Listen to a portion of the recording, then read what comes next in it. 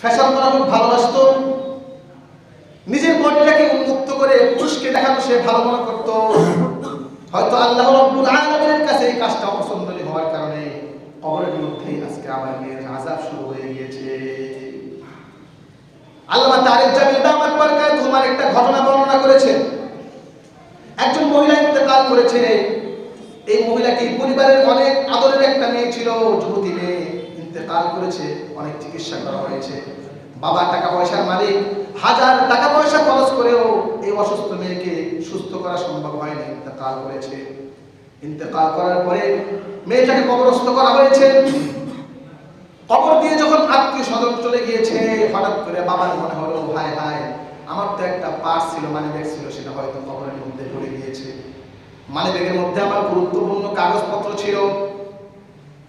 ওলামায়ে কেরামকে বলল, আমার তো গুরুত্বপূর্ণ একটা মানি ব্যাগ কবরের মধ্যে পড়ে গিয়েছে, কবরটাকে আমি আবার খনন করতে পারবো কিনা? ওলামায়ে কেরাম বলেন, হ্যাঁ, কোনো সমস্যা নাই, এই মাত্র কবর দিলে আপনি চাইলে সেই মানি ব্যাগটা কবর থেকে বের করতে পারেন।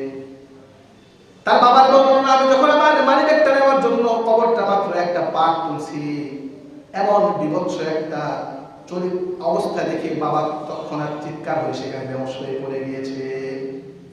বাবা তার মেয়ের বিভৎস মাত্র দিয়ে গেছে, 10-15 মিনিট হবে, বিভৎস চেহারা দেখে বাবা কবরের উপরে চিৎকার হয়ে বেহুশ হয়ে পড়ে গিয়েছে। হুঁশ যখন ফিরে এলো, জিজ্ঞাসা করা হলো, কি হয়েছে কি হয়েছে? বাবা বলতেছে, পরে আর মানি ব্যাগ উঠানো হয় না, সেভাবেই মেয়েকে কবর দিচ্ছে, যে আমি যখন একটা দুইটা বাঁশ উত্তোলন করেছি, দেখলাম আমার মেয়ের এমন বিভৎস চেহারা, আল্লাহর কসম করে বলি আমি আর পূর্বে এরকম বিভৎস চেহারা দেখি নাই। আমার মেয়েকে তো সাদা কাফনের কাপড়ে শোয়াই দিয়ে আসছি, গিয়ে দেখি আমার মেয়ের কাপড়, শরীরে আর কোনো সাদা কাফনের কাপড় নাই, আমার মেয়েটা উলঙ্গ হয়ে আছে। মেয়েটাকে সোজাভাবে শোয়াই দিয়ে আসছিলাম, এখন দেখি মেয়েটা আমার তীর ধনুকের মতো বাঁকা হয়ে গিয়েছে। তার মাথার চুল দিয়ে তার পা গুলাকে বেঁধে দেওয়া হয়েছে। মাথার চুল দিয়ে পা বেঁধে দিলে তো শরীর এমনি কি হয়ে যাবে, বাঁকা হয়ে যাবে। তার পুরা বডি একটা সাপ পেঁচায় ধরে আছে, দংশন করতেছে। বিভৎস একটা চেহারা দেখে বাড়িতে গিয়ে তার মাকে জিজ্ঞাসা করা হয়েছে, আপনার মেয়ে কেমন ছিল, কেন হঠাৎ করে কবরে যেরকম আযাব? মা বলতেছে, আমার মেয়ে তো নামাজ কালাম পড়তো না, আমার মেয়ে পরে পুরুষের সাথে কথাবার্তা বলতো, ফ্যাশন প্রিয় ছিল, নিজের শরীরটাকে উন্মুক্ত করে চলাফেরা করতো, ওড়না ভালো করে দিত না, বোরকা নিকাব ভালো করে পরিধান করতো না। এই জন্যই হয়তো আল্লাহ আজকে আমার মেয়েকে শাস্তি দিয়েছে।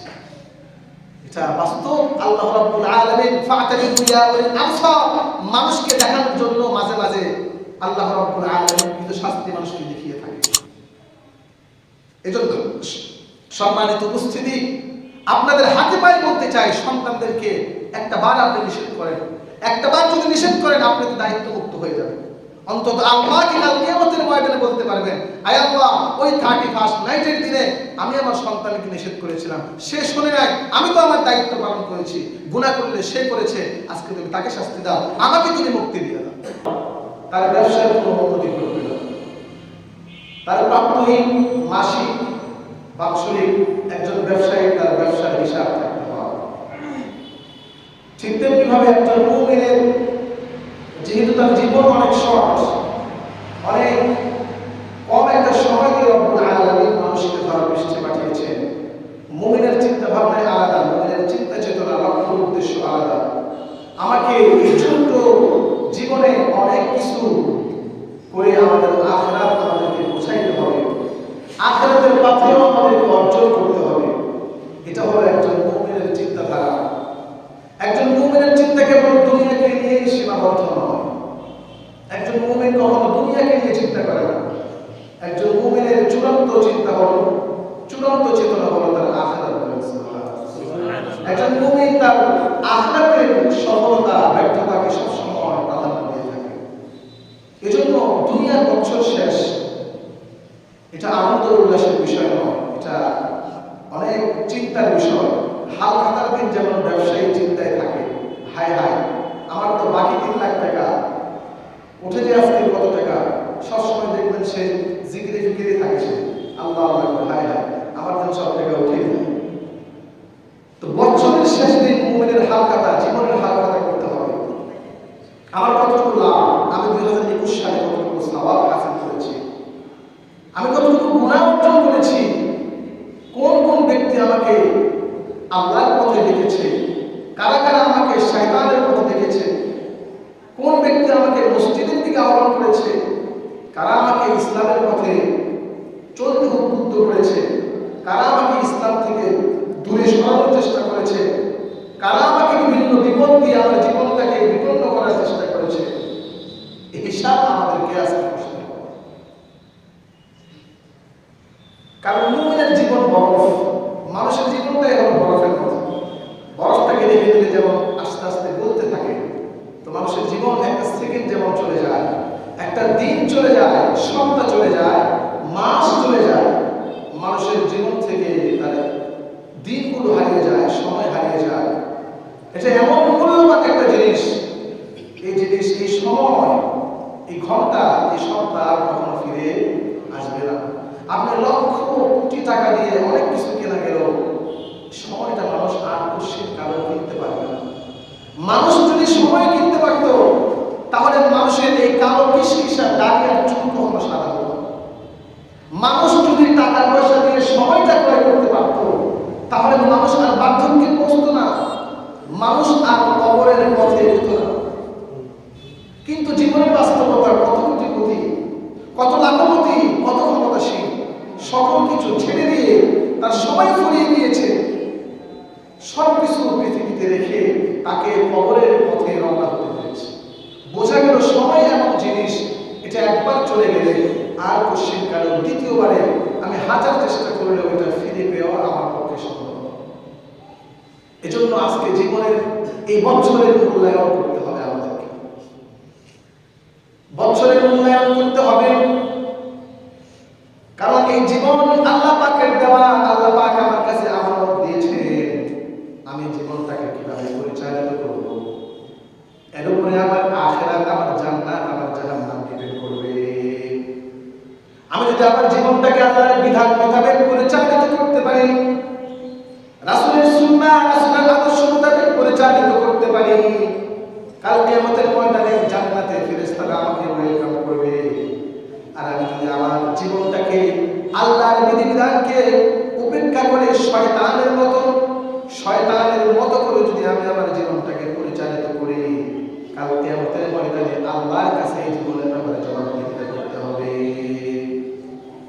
এজন্য হাদিস শরীফে আল্লাহর হাবিব সাল্লাল্লাহু আলাইহি ওয়াসাল্লাম বলেছেন, ও দুনিয়ার মানুষ, ইগতানিম খামসান ক্বাবলা খামসিন, পাঁচটি জিনিস আসার পূর্বে অন্য পাঁচটি জিনিসকে তুমি প্রাধান্য দাও, মূল্যায়ন করো।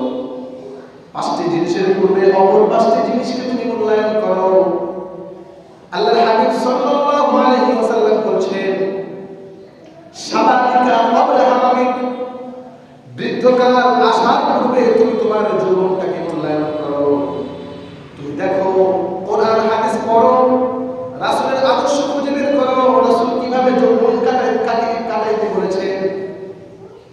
যৌবন তুমি কি তোমার শয়তানের মতো করে চালাবা, নাকি তোমার যৌবনটা আল্লাহর বিধান মোতাবেক তুমি পরিচালিত করবা? এভাবে কোরআন হাদিস গবেষণা করে তুমি তোমার যৌবনটাকে পরিচালিত করতে হবে। আল্লাহর হাবিব বলছেন, শাবাবিকা ক্বাবলা হারামিক, বার্ধক্য আসার পূর্বে যৌবনকে মূল্যায়ন করতে হবে। সিহাতুকা ক্বাবলা সামামিক, অসুস্থতা আসার পূর্বে সুস্থতা, এই নিয়ামতকে মূল্যায়ন করো। সুস্থতায় যে ইবাদত করা যায়, অসুস্থ থাকা অবস্থায় কোশ্চেন কারো সেই ইবাদত করা সম্ভব হয় না। মাথায় ব্যথা, পায়ে ব্যথা, সিজদা করতে মন চাইলেও আর করা যায় না, চেয়ারে বসে নামাজ পড়তে হয়। মনে তো চায় বসে বসে সিজদারত অবস্থায় আল্লাহর ইবাদত করি, কিন্তু এমন অসুস্থতা আমাকে জেগে বসেছে, হাজার ইচ্ছা করলেও এই ইচ্ছাটা পূরণ করা সম্ভব হয় না। সিহাতুকা ক্বাবলা সামামিক, অসুস্থতা আসার পূর্বে সুস্থতার নিয়ামতকে মূল্যায়ন করো। শুগরিকা ফারাগিকা ক্বাবলা শুগরিক, তোমার ব্যস্ততা আসার পূর্বে তুমি তোমার অবসরকে মূল্যায়ন করো। অবসরের কাজ নাই, এই অবসর সময়টাকে তুমি আল্লাহর ইবাদতে কাটিয়ে দাও। অবসর সময় কোনো কাজ পাও না, খেয়াল করে দেখবেন মানুষ যখন অবসরে বসে থাকে শয়তান বিভিন্ন প্ররোচনা দিয়ে আমাদেরকে খারাপ কাজে লিপ্ত করিয়ে দেয়। বসে আছি কাজ নাই, শয়তান আমাদেরকে ওয়াসওয়াসা দেয়, যাও দোকানে যাও, একটু চা স্টলে যাও, অনেক বন্ধু বান্ধব আছে সেখানে একটা ঘন্টা তুমি সময় কাটিয়ে আসো। শয়তান প্ররোচনা দেয়। রাসূল বলছেন শয়তানের প্ররোচনার পূর্বে তুমি তোমার অবসরের সময়টাকে আল্লাহর ইবাদতের কাজে লাগিয়ে দাও, কারণ তুমি যখন ব্যস্ত হয়ে যাবে আল্লাহর ইবাদত করার আর কোনো সময় নাই। এজন্য অনেক দোকানদার ভাই অবসর সময় কাটায় গল্প বোঝাবে, সময় কাটায়। দোকানদার ভাইদেরকে বলতে চাই অবসর সময় গল্প বোঝাব না করে অবসর সময়গুলোকে আল্লাহর জিকিরের মাধ্যমে সময়গুলো আপনার কাটায় দেয়, অনেক ফায়দা হবে। আল্লাহ বলছেন ফায়দা কুদিয়াতিস সালাতু ফান্তাশিরু ফিল আরদি ওয়াবতাগু মিন ফাদলিল্লাহ। নামাজ যখন শেষ হয়ে যাবে তোমরা আল্লাহর রিজিক অন্বেষণে জমিনে ছড়িয়ে পড়ো। ওয়াযকুরুল্লাহ, যখন তোমরা ব্যবসা বাণিজ্য করবে রিজিকের সন্ধানে থাকবে। আল্লাহ বলছেন কিয়ামত অবস্থায় ওয়াযকুরুল্লাহ, যদি অবসর সময় পাও এই অবসর সময়টুকু তুমি আল্লাহর জিকিরে কাটিয়ে দাও। এই অবসর সময় তুমি আর খুঁজে পাইবে না, ব্যস্ততা তোমাকে এমন ভাবে গ্রাস করে ফেলবে অবসর সময় তুমি আর খুঁজে পাবে না। 4 নাম্বার গিনাউকা ক্বাবলা ফাকরিক, অসচ্ছলতা আসার পূর্বে সচ্ছলতাকে মূল্যায়ন করো। আল্লাহ পাক টাকা পয়সা দিয়েছেন, এই টাকা পয়সাকে তুমি সঠিকভাবে ব্যয় করো। যে খাতে ব্যয় করতে বলা হয়েছে সেই খাতে ব্যয় করো। নিজের প্রয়োজনে, সন্তানদের প্রয়োজনে, স্ত্রীদের প্রয়োজনে, পিতামাতার প্রয়োজনে, আত্মীয় স্বজনদের প্রয়োজনে, গরিব দুঃখীদের প্রয়োজনে তুমি তোমার সম্পদকে ব্যয় করো। কারণ তোমাকে যখন অসচ্ছলতা জেগে বসবে, অসচ্ছলতা তোমাকে যখন ঘিরে ধরবে, হাজার তুমি মসজিদ দান করতে চাও আর দান করা সম্ভব নয়। মনে তো চায় লক্ষ টাকা কামাই করে লাখ টাকা আল্লাহ রাস্তায় দান, কিন্তু আমার তো সেই অ্যাবিলিটি নাই। আল্লাহ তাআলা আমাকে সেই যোগ্যতা দেয়নি। যাদেরকে যোগ্যতা দিয়েছে তাদেরকে এই টাকা পয়সার মূল্যায়ন করতে হবে। 5 নাম্বার আল্লাহর হাবিব সাল্লাল্লাহু আলাইহি ওয়াসাল্লাম বলেছেন হায়াতুকা ক্বাবলা মাউতিক, তোমার মৃত্যু আসার পূর্বে তুমি তোমার হায়াতকে মূল্যায়ন করো। মৃত্যু আসার পূর্বে হায়াতকে মূল্যায়ন করো। তুমি একটু মাথায় দিমাগ লাগায় চিন্তা করো আল্লাহ তোমাকে হায়াত কেন দিয়েছে, কি উদ্দেশ্যে হায়াত দিয়েছে। মানুষ তো চিরকাল থাকে না পৃথিবীতে, কত কোটি কোটি সমস্ত কিছু ছেড়ে কবরের পথে রওনা দেয়। তারা কোথায় যায়, তারা সেখানে গিয়ে কি করে, কতদিন পর্যন্ত তারা সেখানে থাকে, কি উদ্দেশ্যে তারা দুনিয়াতে এসেছিল, সবকিছু ছেড়ে কবরের পথে আবার চলে গিয়েছে। একটু দিমাগ দিয়ে তুমি চিন্তা করো, আল্লাহ রাব্বুল আলামিন দেখবা এক সময় তোমার চিন্তার দোয়ার খুলে দিয়েছে। এক সময় তুমি বুঝতে পারবা এই হায়াতটা আমাকে এমনি দেওয়া হয়নি। কাউকে 30 বছর, কাউকে 25 বছর, কাউকে 20 বছর, কাউকে 40 বছর, কাউকে 50 বছর, সকলকে তো হায়াত সমান দেওয়া হয়নি। এখন তো অনেক যুবক ভাইয়েরা, বৃদ্ধদের চাইতে যুবকরা বেশি এখন অ্যাক্সিডেন্ট করে বিভিন্নভাবে ইন্তেকাল করতেছে। 30 বছরের যুবক, 25 বছরের যুবক, হায়াত অনেক কম, হঠাৎ করে পরপারে চলে যাইতেছে। মানুষ কেন মৃত্যুবরণ করতেছে? একটু যদি আমরা চিন্তা করি মুসলমান ভাই, আমাদের কিন্তু আল্লাহ রাব্বুল আলামিন চিন্তার দুয়ার খুলে দেবে। এজন্য মৃত্যু আসার পূর্বে হায়াতটাকে মূল্যায়ন করতে হবে, কারণ এই হায়াতের আল্লাহ রাব্বুল আলামিন হিসাব নিকাশ নেবেন। দোকানদার যেমন বছরের শেষে তার দোকানের হিসাব নিকাশ করে,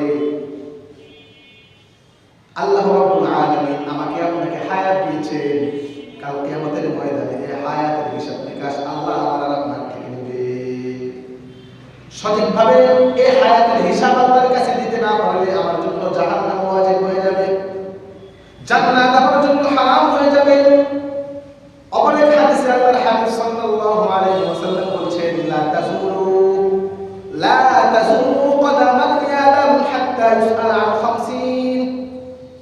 কিয়ামতের ময়দানে শিখাময় সেই মুহূর্তে যখন বাবা তার সন্তানের কোনো কাজে আসবে না, সন্তান তার বাবার কোনো কাজে আসবে না। কিয়ামতের কথা স্যার, পৃথিবীতে যে অবস্থা, পৃথিবীতে যে অবস্থা, বৃদ্ধ মা বাবাকে সন্তানরা এখন বোঝাপড়া করে, ঠিক কিনা? বৃদ্ধ মা বাবাকে এখন বোঝাপড়া হয়, ভাই বোনদেরকে শত্রু মনে হয়। এটা যদি হয় দুনিয়ার অবস্থা, আখিরাতে কি হবে? আখিরাতে কি হবে? সকলেই সকলের আমল নিয়ে ব্যস্ত, হিসাব নিয়ে ব্যস্ত। কঠিন সেই হাসরের ময়দানে রাসূলের হাদিস, রাসূল বলছেন এই বিপদের সময় প্রত্যেকটা মানুষকে 5টা প্রশ্নের জবাব দিতে হবে। কয়টা প্রশ্ন? 5টা প্রশ্ন। 5টা প্রশ্নের জবাব না দেওয়া পর্যন্ত কোন মুসলমান এক কদম সামনে এগোতে পারবে না, কোন মানুষ সামনে এগোতে পারবে না। আনউমরিহি ফিমা আফনাহু, তুমি তোমার জীবনের এই মুহূর্ত, এই সময়গুলা, এই বছরগুলা তুমি তোমার কোন কাজে ব্যয় করেছো? আজকে 31শে ডিসেম্বর, তুমি কি আল্লাহর কাছে তওবা করেছিলা, নাকি বিভিন্ন নাচ গানে ব্যস্ত ছিলা, শয়তানি কর্মকাণ্ডে, অশ্লীল কর্মকাণ্ডে তুমি তোমার জীবনটা ব্যয় করেছো? কোন কাজে তুমি তোমার জীবনটাকে নষ্ট করেছো? আমার কাছে হিসাব দাও, নতুবা আজকে এক কদম তোমার সামনে যাওয়ার কোনো অনুমতি নাই। আন উমরিহি ফিমা আফনাহু, 2 নাম্বার আন শাবাবিহি ফিমা আবলা, তোমার যৌবনকে তুমি কোন খাতে ব্যয় করেছো?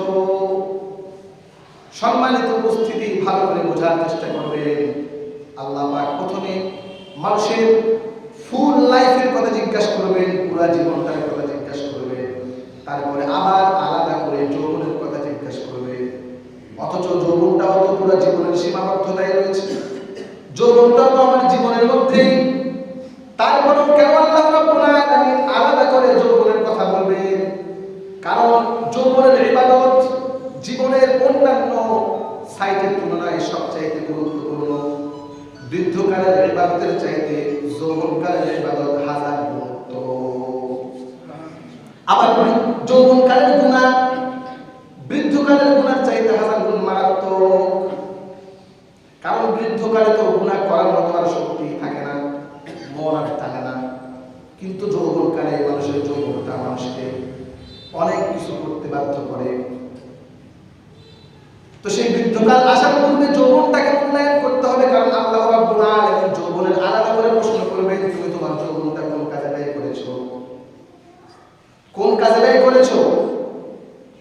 3 নাম্বার, ওয়া আন মালিহি মিন আইনা ইকতাসাবাহু ওয়া ফিমা আনফাকাহু, তোমার ধন সম্পদ জীবন পরিচালনা করতে গিয়ে, জীবিকা নির্বাহ করতে গিয়ে তুমি তোমার ধন সম্পদ কিভাবে উপার্জন করেছো? কোন জায়গা থেকে ইনকাম করেছো? কোন জায়গায় খরচ করেছো? আল্লাহর কাছে হিসাব দিতে হবে। সম্মানিত উপস্থিতি, মাল আমরা কোন জায়গা থেকে আজকে ইনকাম করতেছি? আজকে আমার সমাজে যখন সুদের পাহাড়, হালাল ইনকাম করা আমার পক্ষে অসম্ভব হয়ে গিয়েছে, কিন্তু আমি যদি আল্লাহকে ভয় করি, আমি যদি কিয়ামতকে ভয় করি, আল্লাহর ওয়াদাগুলোকে যদি ভয় করি, জাহান্নামকে যদি ভয় করি, সুদ খাওয়া, অবৈধ পন্থায় অর্থ উপার্জন করা আমার পক্ষে সম্ভব নয়। আবার আপনি যদি খরচ করার বিষয়টা দেখেন, আজকে মাল আমি কোথায় খরচ করতেছি সেটাও কিন্তু আল্লাহর কাছে হিসাব দিতে হবে।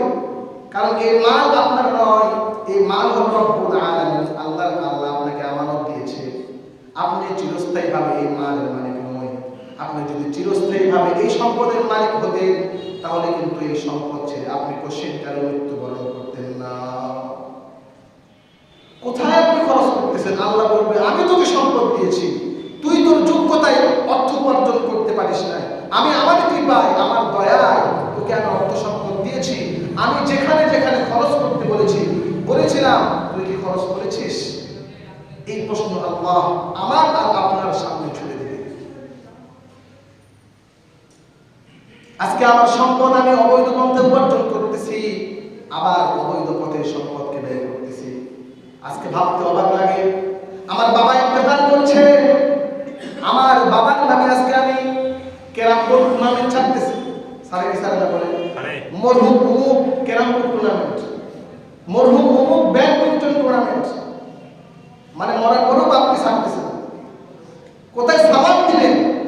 না, মরার পরেও বাবার কবরে আপনি আযাব আর গজব পাঠায় দিচ্ছেন। বাবার নামে যদি কিছু করতে হয়, কোরআনের প্রতিযোগিতা করেন, মরহুম অমুক কোরআন কারিমের প্রতিযোগিতা অনুষ্ঠান, মরহুম অমুকের নামে ওয়াজ মাহফিল করেন, মরহুম অমুকের নামে মসজিদে আপনি এত লক্ষ টাকা দান করেন, অথচ এটা আপনি না করে আপনার টাকা তো খরচ করতেছেন, এই খেলতে গিয়ে যে গুনাহ হচ্ছে সেটাও আপনার বাবার কবরে যাইতেছে। কারণ আপনি টুর্নামেন্ট ছাড়ছেন আপনার মরহুম বাবার নামে। এই মুসলমান এই বিষয়টা খেয়াল রাখা দরকার। জীবিত মানুষের নামে যা কিছু করেন, অন্তত আল্লাহর ওয়াস্তে মরা মানুষের নামে এই ধরনের অশ্লীল কর্মকাণ্ডের আয়োজন করা যাবে না। এগুলো বুঝতে হবে আমাদের, এগুলো আমাদের বোঝা দরকার। করলে ভালো কিছু করেন, টাকা আছে আল্লাহর রাস্তায় দান করেন, মসজিদে দান করেন। আমাদের মসজিদে এখনো প্রায় লক্ষাধিক টাকা রড সিমেন্টের দোকানে বাকি পড়ে আছে। সকলে জানেন দ্বিতীয় তলার ছাদ দেওয়া হয়েছে আংশিক, এখনো লক্ষাধিক টাকা রড সিমেন্টের দোকানে পড়ে আছে। 5 তারিখে ওই হালকাথা ওই রড সিমেন্টের দোকানে সেক্রেটারি সাহেব বলছে একটু বলে দিয়ে 5 তারিখে হালকাথা যাই কিছু পারি আমরা যেন অন্তত দোকানে দিতে পারি।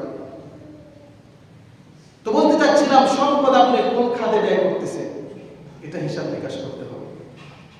ভালো কাজে ব্যয় করেন, মন্দ কাজে ব্যয় করিয়েন না। মরহুম পিতা মাতার নামে সওয়াব যেন হয় সেভাবে ব্যয় করেন, গুনাহ হবে এই ধরনের কোনো কিছুই করা, কোনো আয়োজন করা যাবে। আল্লাহ আমাদেরকে বোঝার তৌফিক দান করুন, সকলে বলে আল্লাহ আমিন। তাহলে বলতে চাচ্ছিলাম, সম্পদ কিভাবে উপার্জন করেছি, কোথায় ব্যয় করতেছি, আল্লাহর কাছে হিসাব দিতে হবে। ওয়ান ইলমিন ফিমা ওয়া মা আমিলা ফিমা আলিমা, তুমি জানা মোতাবেক কতটুকু আমল করেছো, কোরআন হাদিস কতটুকু জানো, কতটুকু আমল করছো, আল্লাহর কাছে সেই হিসাবটা তোমাকে দিতে হবে। আমি একজন বড় আলেম, দুনিয়ার এমন কোন মাসআলা নাই জানি না, কিন্তু আমলের ব্যাপারে আমি নাই, আল্লাহর কাছে হিসাব দিতে হবে। এইজন্য সম্মানিত উপস্থিতি, আমার মতো আলেমকে কাল কিয়ামতের ময়দানে আল্লাহ রাব্বুল আলামিন সর্বপ্রথম জাহান্নামে নিক্ষেপ করবে। আমার মতো আলেম যেমন সর্বাগ্রে জান্নাতে যাবে, আমি যদি আমলওয়ালা আলেম না হই, আমি মানুষকে শুধু বলছি নিজে করিনি, জানি কিন্তু করিনি, কাল কিয়ামতের ময়দানে আমাকে কিন্তু আল্লাহ রাব্বুল আলামিন জাহান্নামের তলদেশে নিক্ষেপ করবে। এই 5টা প্রশ্ন আল্লাহ আমার আর আপনার সামনে ছুড়ে দিবে। সেদিন কিন্তু আর আমার আর আপনার বাঁচার উপায় নাই যদি আমি সঠিক পন্থায় এই প্রশ্নগুলোর উত্তর যদি আমি না খুঁজি। এজন্য আল্লাহ হাবিব সাল্লাল্লাহু আলাইহি ওয়াসাল্লাম হাদিসে বলছেন, আল কাইসু মান দানা নাফসাহু ওয়া আমিলা লিমা বা'দাল মাউত ওয়াল আজিজু মান ইত্তাবা'a হাওয়াহা ওয়া ইয়াতামান্না 'আলা আল্লাহ। আল কাইসু, বুদ্ধিমান তো সে ব্যক্তি, সুবহানাল্লাহ, রাসূল বলছেন বুদ্ধিমান তো সে ব্যক্তি, মান দানা নাফসাহু, যে নিজের নফসকে কন্ট্রোল করেছে, নিজের অন্তরকে কন্ট্রোল করেছে। গুনাহ করতে মনে চায় কিন্তু আল্লাহর ভয়ে গুনাহকে ছেড়ে দিয়েছে, জিনা করতে মনে চায় আল্লাহর ভয়ে জিনাকে ছেড়ে দিয়েছে,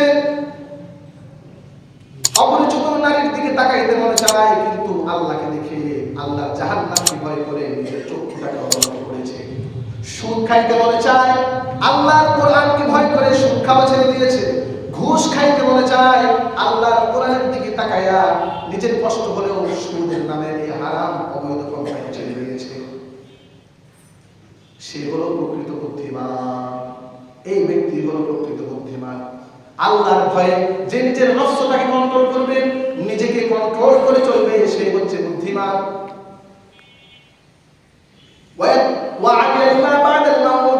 বুদ্ধিমানের দ্বিতীয় গুণ বর্ণনা করা হচ্ছে, মৃত্যুর পরের জীবনের ব্যাপারে সে অনেক সতর্ক।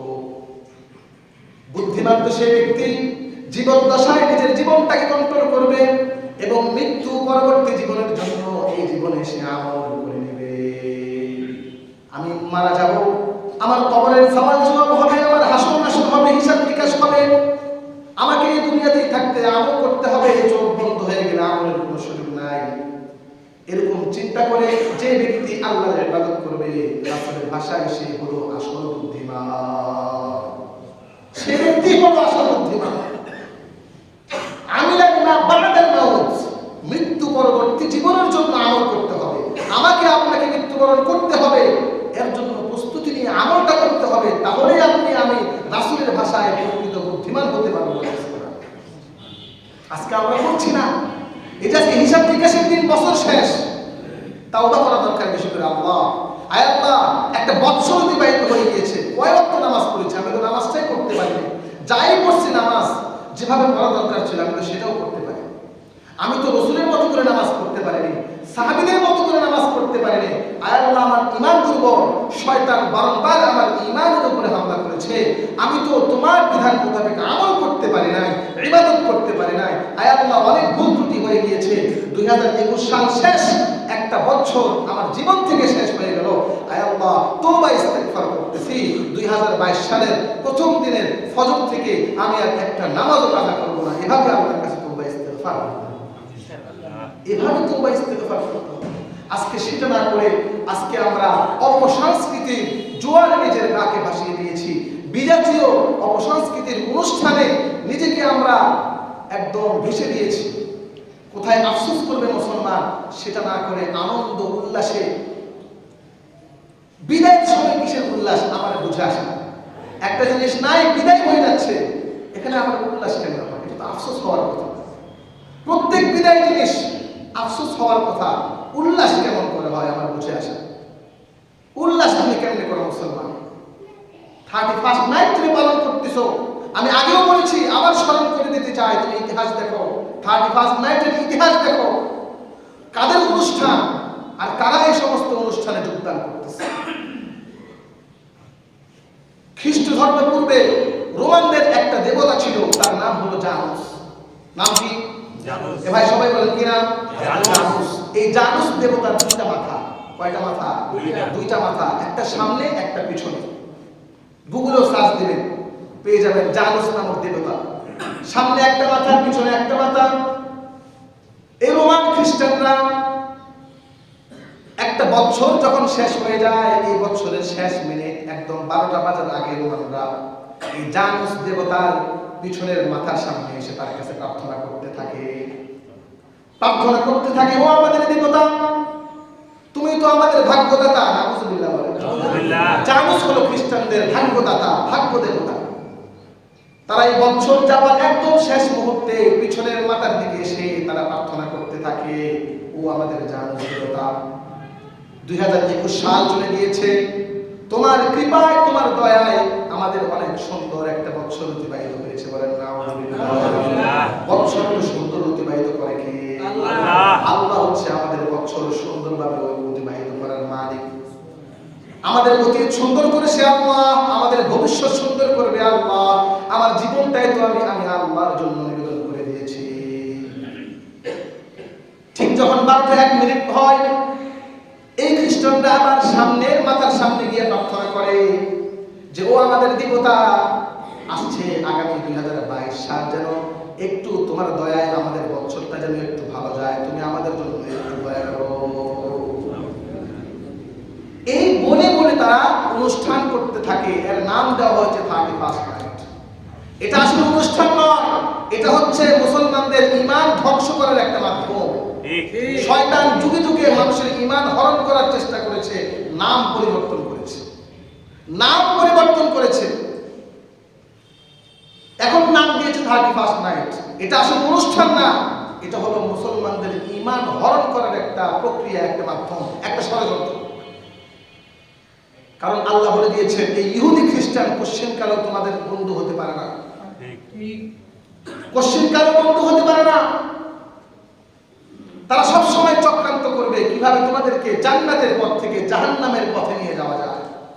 তারা সব সময় চক্রান্ত করবে আল্লাহর দেওয়া ঈমান তারা কিভাবে হরণ করবে, সেই ষড়যন্ত্রে তারা সব সময় লিপ্ত। শয়তান আদমের যুগ থেকে মানুষের ঈমানের হরণ লিপ্ত। কিয়ামত পর্যন্ত সে মানুষের ঈমান হরণ করবে বিভিন্ন পদ্ধতিতে, বিভিন্ন সময়, অনুষ্ঠানের নাম দিয়ে মানুষের ঈমানটা হরণ করার চেষ্টা করবে। আজকে আমি মুসলমান মনে করতেছি এটা অনুষ্ঠান না, এটা অনুষ্ঠান নয়, এটা আমার ঈমান হরণ করার একটা সূক্ষ্ম ষড়যন্ত্র। সূক্ষ্ম ষড়যন্ত্র মুসলমান ভালো করে খেয়াল করার চেষ্টা করবে। আমি বারবার বলি, যারা বিধর্মী তাদের আখিরাত বলতে কিছু নাই। তারা বিশ্বাস করে দুনিয়ায় আমাদের শুরু, দুনিয়ায় আমাদের শেষ, দুনিয়ায় আমাদের সফলতা, কিন্তু মুসলমানের চিন্তা চেতনা শুধু দুনিয়া পর্যন্ত সীমাবদ্ধ নয়, দুনিয়া ছাড়িয়ে জান্নাত জাহান্নাম পর্যন্ত মুসলমানের সফলতা ব্যর্থতা। আমাকে সেই চিন্তা চেতনায় এগোতে হবে। শয়তান আজকে বিভিন্নভাবে মানুষকে ওয়াসওয়াসা দেওয়ার চেষ্টা করছে। মা বোনদেরকে উদ্দেশ্য করে বলতে চায়, একটা ঘটনাও বলবো। মা বোনদেরকে বলতে চায়, আজকে তুমি তোমার অনুষ্ঠানের নাম দিয়ে তুমি তোমার দেহটাকে উন্মুক্ত করে অপরিচিত গায়রে মাহরুম লোকদের সামনে তুমি তোমার দেহ প্রদর্শন করতেছো। অথচ রাসূল তোমার ব্যাপারে কি বলেছে জানো? রাসূল বলেছে দুইজন ব্যক্তির আযাব এমন কঠিন আযাব আল্লাহ রাব্বুল আলামিন এখনো পর্যন্ত আমি রাসূলকেও সেটা দেখাই। আমি মেরাজের রজনীতে গিয়েছি, অনেক আযাব দেখেছি, অনেক গুনাহগারের শাস্তি কি কোয়ালিটির হয় আল্লাহ আমাকে দেখিয়েছেন, কিন্তু দুইজন ব্যক্তির শাস্তি এমন কঠিন আল্লাহ সেটা আমাকে আজ পর্যন্ত দেখায়। তার মধ্যে একটা হচ্ছে হুন্না কাসিয়াতুন আরিয়াতুন মাইলাতুন মুমিলাতুন, ওই সমস্ত নারী যারা কাপড় পরেও উলঙ্গ হয়ে থাকে। কাপড় পরা দেখতে উলঙ্গের মতো মনে হয়, এমন কাপড় পরে। মাইলাতুন, তারা তাদের অঙ্গভঙ্গির মাধ্যমে অন্য অপরিচিত পুরুষকে, যুবকদেরকে নিজের দিকে আকৃষ্ট করতে চায়।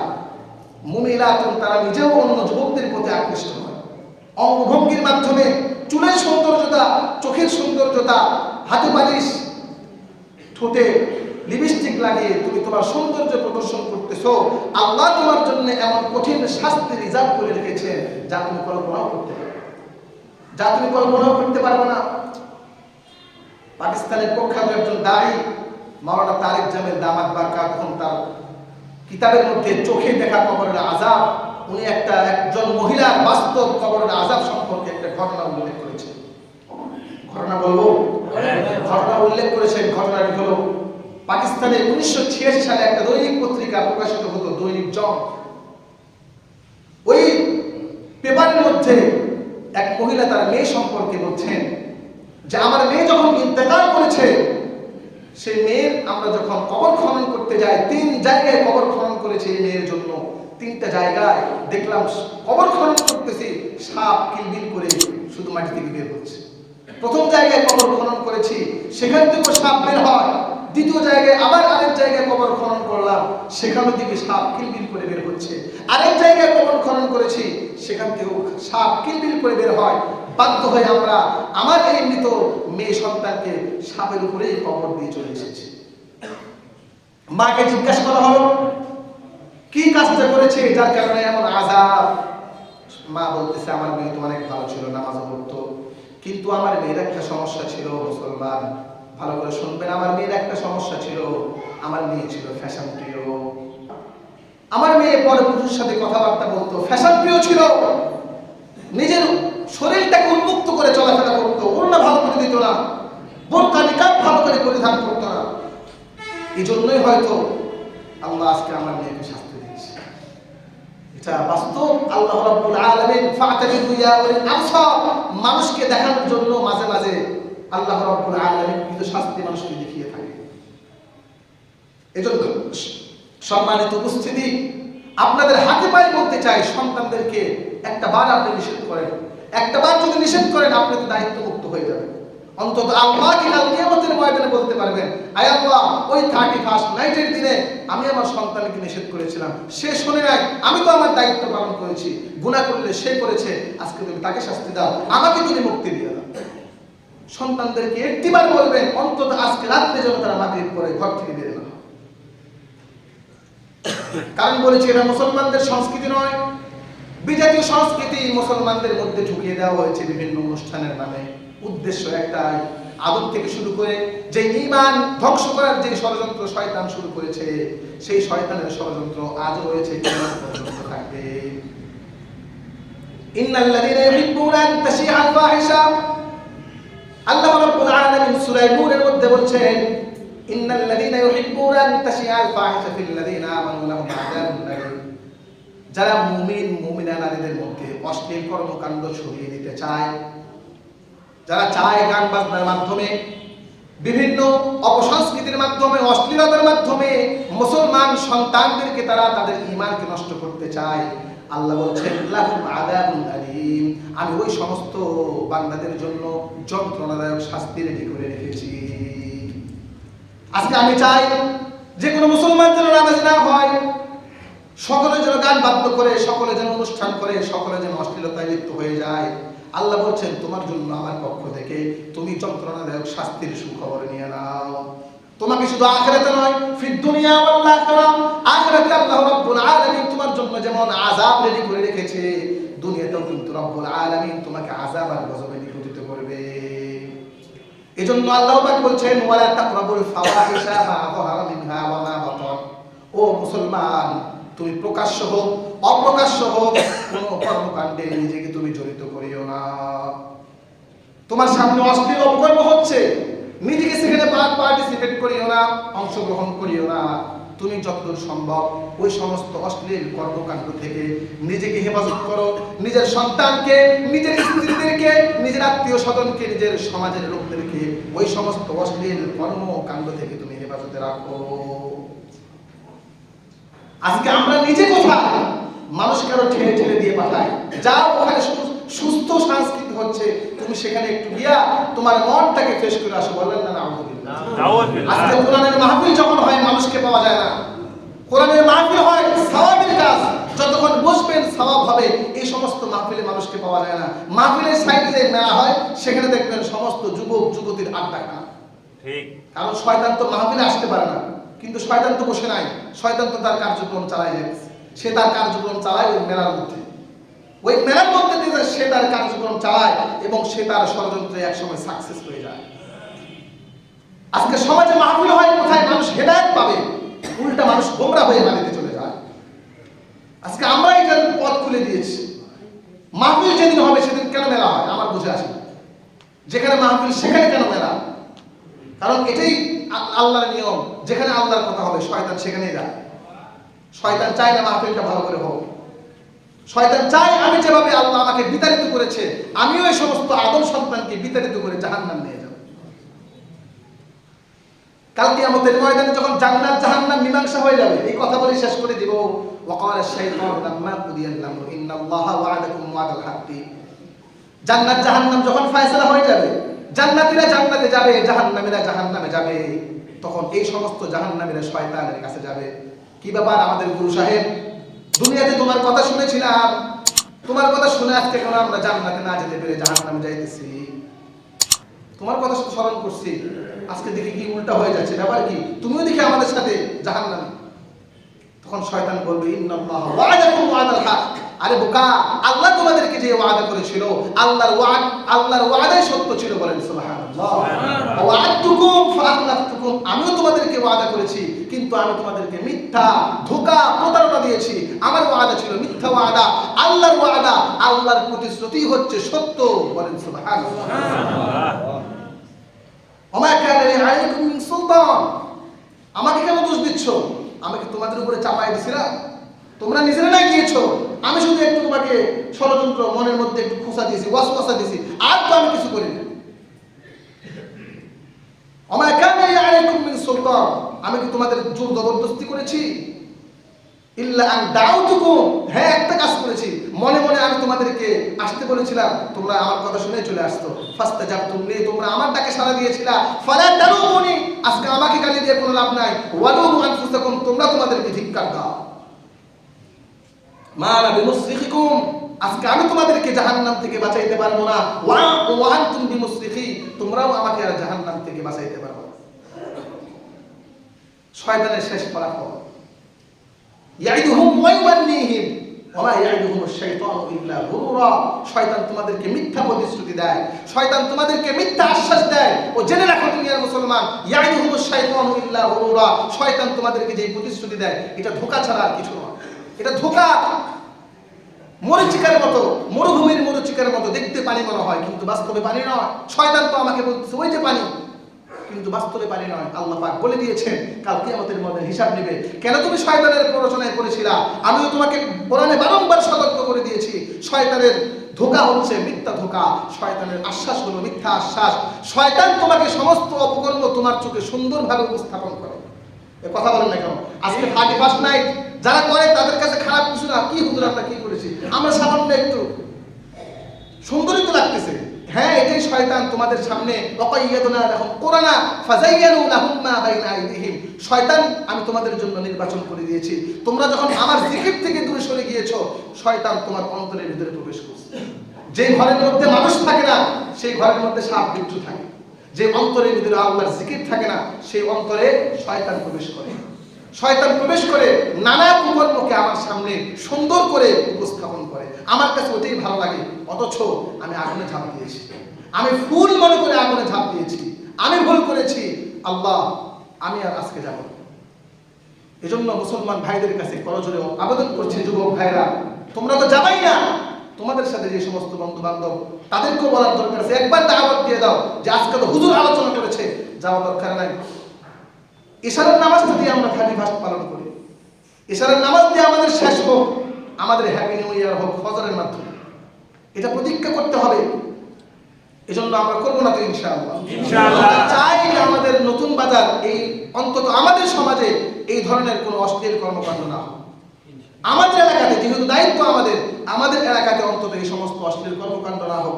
পারলে ভালো কিছু করেন, অন্তত খারাপটা করিয়েন না, অন্তত খারাপটা করিয়েন না। আল্লাহ আমাদেরকে বোঝার তৌফিক দান করুন। আপনারা বুঝছেন সন্তানদের